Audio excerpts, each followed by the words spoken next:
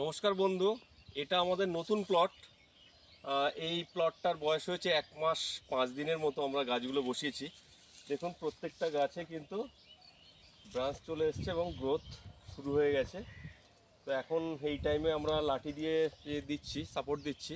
এখন আমরা কিন্তু উপরের জিআই পাইপ বা তার আমরা এটাকে এখনও কিন্তু মানে দিইনি, কারণ এই রোদ্দুরে কেউ কাজ করতে চাইছে না। অলরেডি মাল ম্যাটেরিয়াল সব চলে এসছে, বাট আমাদের একটু লেট হবে। তো ততক্ষণে আমরা এই দড়িটাকে টাঙিয়েছি যাতে করে আমরা এই লাঠিটাকে সাপোর্ট দিয়ে বেঁধে এবং গাছটাকে তুলতে পারি। গাছের গ্রোথের ক্ষেত্রে কিন্তু কোনো অসুবিধা হবে না। তো এখানে মালচিংয়ের জন্য দেখতে পাচ্ছেন আপনারা ঘাস সেইভাবে হয়নি, এই সাইডগুলো হয়েছে এবং সাইডগুলোকে আমরা প্যারাকোয়াট দিয়ে দেখুন ঘাসটা মোটামুটি কন্ট্রোলে আছে। তো আরও বেটার যে ভালোভাবে পরিষ্কার করে দেওয়া। তো এখানে কিন্তু এই সময় একটা বড় কিন্তু সমস্যা দেখুন, এই যে লেদা পোকাটা কিন্তু এই যে যত ঘাস হবে গাছের গোড়ায় তত কিন্তু এই লেদা পোকার অ্যাটাকটা আপনার বাড়বে এবং দেখছেন গাছ কীভাবে ড্যামেজ করছে। সুতরাং এটা পুরো এই ব্রাঞ্চটা পুরো গেল, এর থেকে আবার নতুন ব্রাঞ্চ বার হবে, তখন কিন্তু এর গ্রোথটা আসবে। তো এটা পিছিয়ে গেল 15 দিন। এরকম দেখুন কয়েকটা গাছ খেয়েছে, যে লাইনে খাবে দেখবেন পরস্পর খেয়ে যাবে। তো আপনারা যে কোনো সাইপারমেথ্রিন, ক্লোরোফাইরিপস কম্বিনেশনের যে কোনো ওষুধ আপনারা দিয়ে দেবেন, বা প্রোপেক্স সুপার যেটা প্রোপিনোফস বা সাইপারমেথ্রিনের কম্বিনেশন, এগুলো দিলে কন্টিনিউ 2 বার দিলে কিন্তু হয়ে যাবে। আর সবথেকে বড় ব্যাপার, ঘাসটাকে আপনারা কিন্তু এর কাছে রাখবেন না, কারণ ঘাসটাকে আপনারা যেভাবে উইডিসাইড দিয়ে মেরে দিন বা ম্যানুয়ালি উইডিং করুন, ঘাস থাকলে কিন্তু এই লেদা পোকার প্রকোপটা বাড়বে। আর যেহেতু মালচিং আছে এর ভিতরেও ঢুকে যাচ্ছে, তো আপনারা এছাড়াও কিছু গুড়ে মানে গুড় জাতীয় মিষ্টি জাতীয় কোনো কিছু ওই ধানের কুঁড়োর সাথে যদি মিশিয়ে একটু বীজ দিয়ে দেন ও গাছের কাছে গোড়ায় যে জায়গাগুলো এফেক্টেড, তো সেখানে কিন্তু ওগুলো খেয়ে ওরা মরে যায়।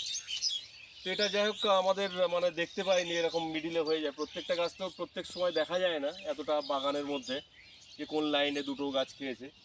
তো আমাদের এখানে কিন্তু গ্রোথ স্টার্ট হয়ে গেছে। তো অটোমেটিক্যালি ধরে নিন বর্ষা এই যে আগামী 3-4 দিনের মধ্যে যে বৃষ্টি হবে, তখন দেখবেন এর মানে গ্রোথটা খুব ভালোভাবে বোঝা যাবে। কারণ এই স্ট্রেসফুল ওয়েদারে দেখবেন সবাই মাথাগুলো লাল হয়ে যাচ্ছে, কচি ডগ, তো মানে প্রচুর মানে রোদের জন্য, তাছাড়া কিছু নয়।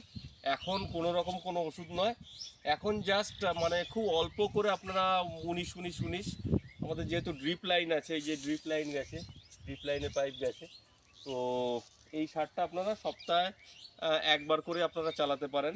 এখানে একে করে আমরা বেশি নয় মানে 3 কেজিই দেবো আমরা। তো এখন ওই যে ইনিশিয়াল স্টেজ খুব কম পরিমাণে লাগে। আর যে আপনার এখানে এটা আছে, খাবারটা আছে, আমরা সয়েল প্রিপারেশনের সময় দিয়েছি, তো সেটাই কিন্তু এখন এর সাফিসিয়েন্ট।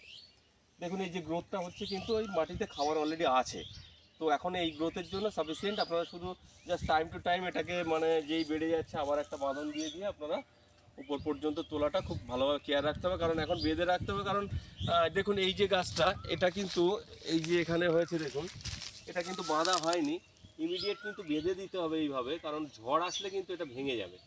কারণ কালবৈশাখীর ঝড় এখন খুব জোর হয়, তো ঝড় আসার আগে কিন্তু এগুলোকে বেঁধে দিতে হবে। আপাতত আমরা 2টো ব্রাঞ্চ রাখছি, কিছু কিছু গাছে একটাও রাখছি ভালো ব্রাঞ্চ দেখে, কারণ পরবর্তীকালে এই যে যেমন একটা গাছের মাথাটাকে লেদা পোকা খেয়ে নিয়েছে, তো সেক্ষেত্রে আবার নতুন একটা ব্রাঞ্চ দরকার।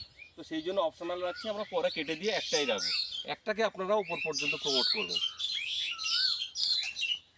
তো দেখুন এই মুহূর্তে কেউ নতুন কোনো গাছ বা এগুলো আমরা কিন্তু কাটিং বসিয়েছিলাম সবাই জানেন, কারণ গাছ বসালে এতদিন মানে অনেক বড় বড় হয়ে যেত। তো কাটিং জাস্ট আপনার 1 মাস বেশি টাইম লাগবে, কিন্তু ড্রাগনের চারার একটা প্রচুর দাম নিচ্ছে, তো সেই জন্য আমরা কাটিং নিয়েছিলাম অল্প দামে। তো কাটিং দিলে কি হয়, 1 মাস পিছিয়ে যায় গাছটা, বাট গাছ কিন্তু মরে না। কিন্তু এই টাইমে যদি আপনারা গাছ বসান এই মানে রোদ্দুরের মধ্যে, কিন্তু গাছের মর্টালিটি পার্সেন্টেজ অনেক বেশি। আমার হার্ডলি এখানে মানে সমীর জানে যে ক্যামেরাম্যান আমাদের, তো কত হার্ডলি 1%ও আমার এখানে মরেনি। কারণ গাছ আমরা দেখবেন, আমরা আরও ভিডিওতে আছে, আমরা খড় ছিল এক্সট্রা, আমরা মালচিং করে গাছকে শেড করেছিলাম। তো তাতে করে কিন্তু আমরা ভালো রেজাল্ট পেয়েছিলাম, কারণ গাছের ডাইরেক্ট সানলাইট একটা কাটিংয়ে পাওয়া মানে সে শুকিয়ে যাওয়া। তো যথারীতি এপ্রিলে ভালো রকম টেম্পারেচার ছিল, মার্চ মাসে আমরা যখন বসাই, তো তার থেকে আমরা কিন্তু 15 দিন পরে আবার এগুলোকে স্টকগুলোকে সরিয়ে নিয়েছি, তখন দেখছি আমরা ম্যাক্সিমাম ধরে গেছে। কিছু কিছু যেগুলো বাদ গেছিলো সেগুলো আমরা রিপ্লেস করে দিয়েছি। তো অলরেডি আমরা হিউমিক এবং মানে ফাঙ্গিসাইড 2বার ট্রিটমেন্ট হয়ে গেছে এই 1 মাসের মধ্যে। এবং আমরা দুবার ওই প্রোপেক্স সুপার দিয়েছি যাতে করে এই লেদাটা না লাগে। এই যে ট্রিটমেন্ট, এছাড়া সপ্তাহে একবার করে এনপিকে চলছে 19-19-19 জলে গোলা যে এনপিকেটা আমরা ড্রিপের মাধ্যমে দিচ্ছি, সেটাই সাফিসিয়েন্ট, কারণ এই গরমে দেবেন না। আর একবার গ্রিন মিরাকেল দিয়েছি যাতে করে গাছের স্ট্রেসটা কমে। তো আগামী 3-4 দিনে বৃষ্টির পরে কিন্তু আমার গাছের পিকচারটা আবার আলাদা হয়ে যাবে, যে এই একটু মানে ঠান্ডা ঠান্ডা ভাব পাবে, মানে ওদের অনুকূল পরিস্থিতি পাবে, আবার গ্রোথ স্টার্ট করে দেবে। এখন কিন্তু সেইভাবে গ্রোথ নিচ্ছে না গাছ। তো এর আবার আপডেট আমরা দিতে থাকবো, আবার 10 দিন 15 দিন পর পর আমরা দিতে থাকবো। Thank you friend.